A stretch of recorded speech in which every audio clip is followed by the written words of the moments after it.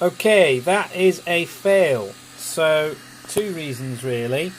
One, I could hear pressure building up on the extruder. So this, when it starts to build up pressure, first you can see this powder where it's actually grinding the gears. But there's a noise it makes, a kind of a whine, and I've stopped it because obviously it was going to damage the extruder motor, possibly extruder gears, and possibly the hot end. It's trying to force too much in.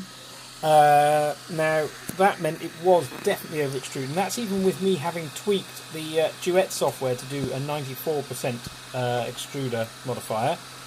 And if you look here, that there is actually going to be unusable because that's supposed to fit an M3 nut in it, and there's no way it's going to go in because of that. So I couldn't even get a needle file in there.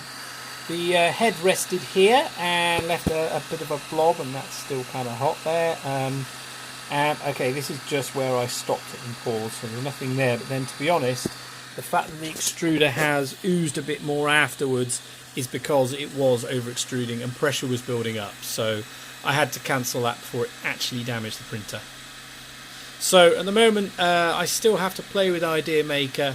It's not giving me the results CURA did. Saying that, the results CURA gave me are still failed prints on this. So this one was looking good, and then it failed maybe 6 to 7 layers in with a printer reset, and I think the printer reset was due to these cables being loose. So I've now made those cables better secured. We'll see. I might go back to CURA. I'm going to try IdeaMaker just a little more, but really isn't working for me.